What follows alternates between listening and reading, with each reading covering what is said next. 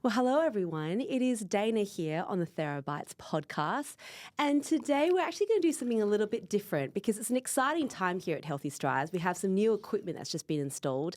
And we thought we'd give you some background about why we have this equipment, what's the big deal about it, why do we love it, and the people behind it. And one person that's behind it that we've gotten to know very well over the years, in stressful moments and less stressful moments, is Stewart Crowther, who is the Managing Director of Rehab Technologies. Welcome.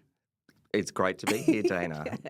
It's good to have you here, Stewart. Look, I thought it'd be really great to talk a little bit about why you do what you do, what it is that you do, and how you got involved with this big piece of tech that we're all kind of going on about. So maybe let's first start with what it is that you actually do. What does a managing director of Rehab Technology do? We distribute physical therapy products and a lot of fitness products across clinics, rehabilitation centres, aged care facilities, and basically to physiotherapists. And then also we do some NDIS products directly to NDIS clients as well. Okay. So which might be referred from a physio or an OT. Yes. Across Australia. Okay. So we love what we do. It's a pretty broad range of products that we do, and I've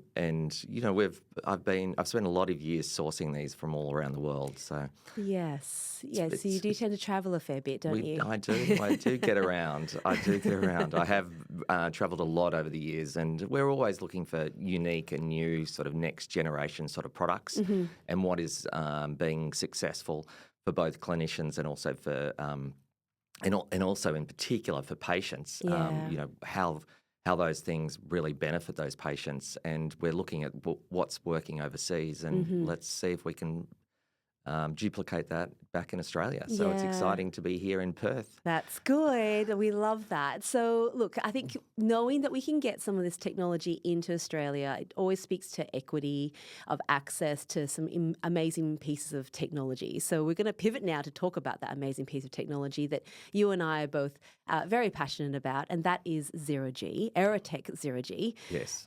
Tell me about how you got involved with that, and what was the first moment, that love at first sight moment? Well, actually, it's a good question because we've been distributing light gates since 1999, which came out of a research project at Prince Henry Hospital in Sydney, and my father was actually involved in that and bringing the first light gate into Australia, and that was very early on with bodyweight support in Australia. It's probably the first bodyweight support system that was ever developed in Australia. And ever since then, I've been looking at what's the next generation of bodyweight support. Sure, there could be a hoist in the ceiling that, maybe there's a rope that comes down and supports a patient, but what's the next thing that is going to help patients? And seeing the development of Lightgate over the years with small little intricate components that make things a little bit better to work with in that product, there must have been something that was electronic, that was technology focused. And when I first stumbled upon it, I actually stumbled upon it online very early on the piece, talking probably maybe 14 years ago when Joe from Aerotech first developed the product. And I subsequently got in touch with him a few years later when it first came to market. And then we had to go through certification processes, etc. He had someone else looking at it, looking after it worldwide. And at that point in time, he said, come back to me at some point in time. Okay. Anyway, I kept on coming back to him, and I'd just come back from the States actually on a trip, and with the family and we'd just been to Disneyland actually in Anaheim. Oh, okay. Here's an extended story for you. I like these stories. And we'd been back for 5 days, I think, and it was over the summer, the summer holidays in Sydney. So it was the end of January. We'd just been back, and then I just thought, I'll just email Joe, and Joe said, perfect timing. You should come over to Anaheim. Next week. Oh, no. So I got back on a plane about 5 days after coming home, and then I saw it at the trade show, and I just, I have to say, fell in love with it because that's kind of when I first jumped into it. And what year was this? Do you recall? I reckon it must have been like 2015 2015 or something, or Yeah. 2000. Yeah, maybe 2000. Maybe it was a little bit later, 2017, something along those lines. Maybe. Yeah. I should know that actually, but subsequently, we then went through certification in Australia, and then we're up to now launching. So we went through the stage of launching ZeroG. And we've got a few of those around the country, including your own facility here, which was an amazing and fun and stressful delivery time. We do need to share that story, Stewart. We should share it. Yeah, so how many ZeroG? So that was the first time we got our first ZeroG in was 2022. Yeah. At that time, I think you had the guys came over from the US to install it. There were 3 ZeroGs being installed at that time. That's is that right. correct? Yeah, because we had to come. Remember, it was COVID, so we were held up by COVID. Yes, couldn't get into the country, let alone get into Perth, which was even trickier. Oh, okay. For the context for everyone, in case we do have short memories a little bit, especially in WA, because we locked everyone out. And we couldn't get out, but no one could come in. Exactly. So this was actually a logistical nightmare, wasn't it? It really? was. It was a challenge. It was a real challenge. So 2022, we want to get it installed. Tell everyone the story, because I think we corresponded on WhatsApp pretty much every few hours. And there was a point where it was probably minute by minute because it was that stressful. So, let's share that story. Now that trauma is, 2 years behind us. Yeah, it was pretty stressful. So the boys, the installation team, Ashley and Chad, came over from the US. And we'd actually done an installation, which was a real trip. We did an installation in Sydney, an installation in Brisbane, and we were lucky enough to organise at the same time the installation for you in Perth. Yes. And when we got here, the boys only had 3 or 4 days left in Australia. It was tight. And then, of course, we turned up here, and the product was lost in transit between. I think there was a breakdown in train rails. I think from between the train freight, rail freight between Sydney and Perth. That's right, and it wasn't tracked.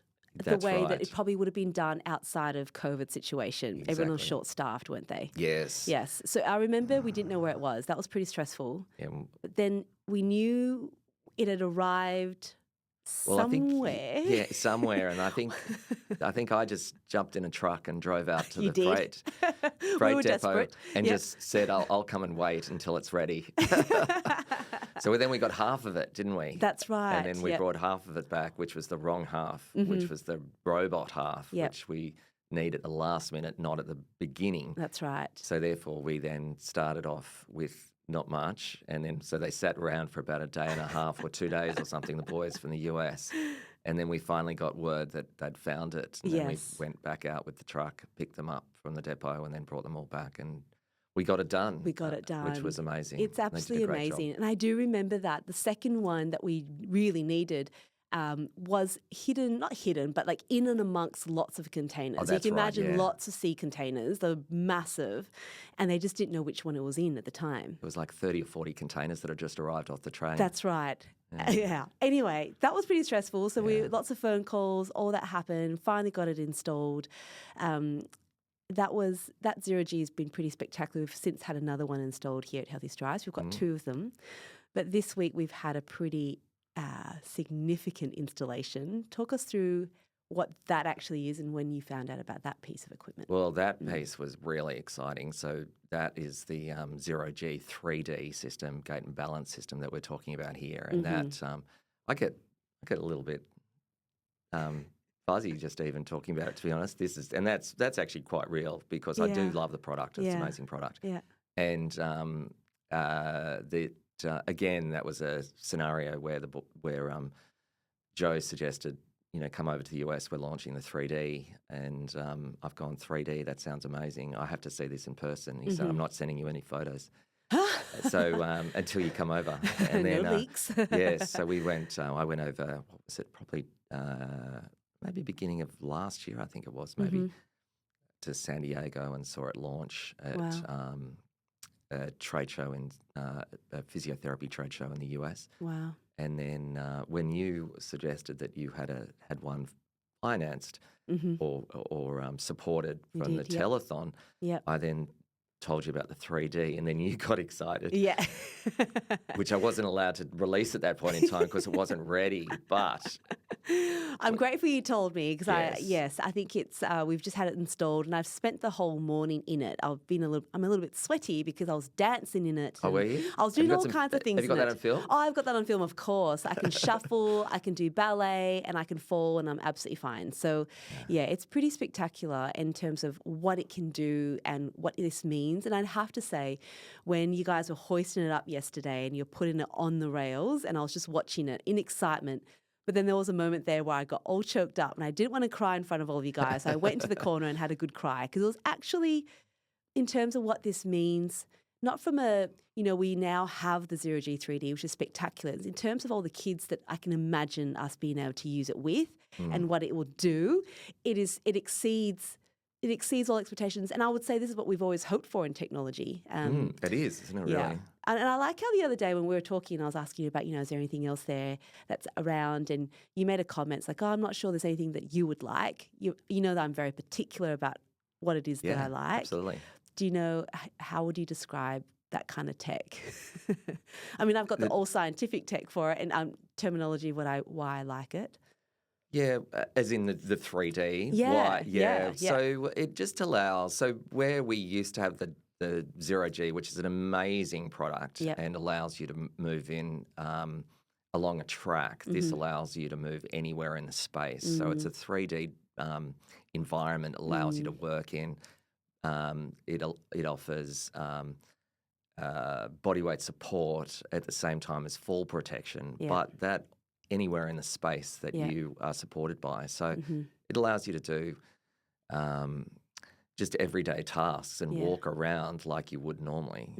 We can do, instead of just being allocated to a track in the space that the direction that the track is mounted, this allows anywhere in that whole room.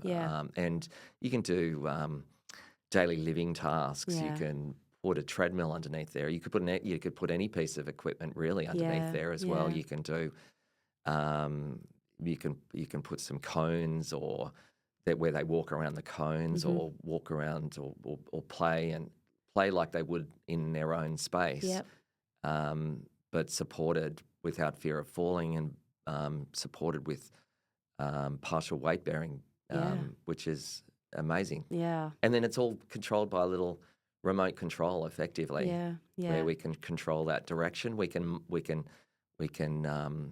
make that direction confined in longitudinal or latitudinal ways along different axes.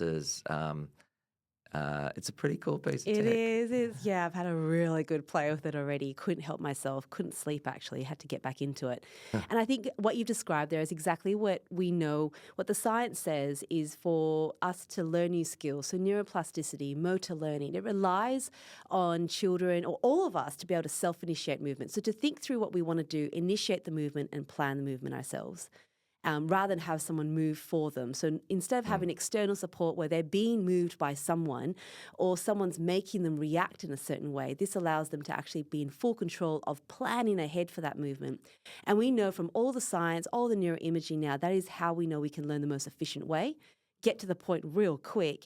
And we're always looking for that next progression to bridge the gap between where they are and where they are right now and where they want to be. So the ZeroG that's on the track, we will continue to use that because that's a progression from learning to take their steps into that and the next step being in a 3D space. So this just offers more of that bridge now to really bridge that gap between where we are and where we want to be. So, yeah, we both get a bit excited about that. I think the key for all of this is when we look at a piece of equipment, we really do evaluate why we want it, the value that it brings to a life, value for money, of course, and it's a great trust relationship that we've developed over the years as well, Stewart. Yeah, it has. Yeah, we've been, I'm not sure. Been some years, actually. 15 years it could have been, but back in... back when I was at the hospital. Yeah, that's right. Hospital. Yeah, that's right. So... yeah, I think that speaks volumes in terms of that working relationship. So, Stewart, thank you so much for all you've done to bring this incredible product into our country. I know the background, when you say, certification, it ain't a small process. Yeah, it's a little bit painful at times. Yeah, and someone has to do it. And I have to say, I'm just so grateful that you've taken that on and you've advocated for this product, looked out for it, and making it really accessible here in Australia. So I'm so grateful. And on behalf of all the kids and the future participants and patients that will use ZeroG across Australia, thank you. Yeah, well, it's not going to be here unless we've got wonderful customers like yourself too. Thank you. I know we'll keep doing it together, yeah. We didn't mention, though, one other thing is that it's the first 3D outside of the US as well. That is true. So that is a good point to make. So we're all very lucky to have to see it all come together, and it's through your advocacy and your keenness for technology and also pushing the limits as well. Good stuff, Dana. Thank Love it. you. Oh, look, the Love fact being that the involved serial in the number is project. number 6 makes me really, really happy. So I'm thrilled about that. Exactly. Awesome. Thank you so much. And to all of our listeners, I hope you really enjoyed that and gives you some history and some stories behind the kind of tech that we really want to invest our time into. So talk to you all again really soon. But thank you so much, Stewart. My pleasure. Nice to see you again, Dana. Talk to you all again soon. Take care. Bye. Bye-bye.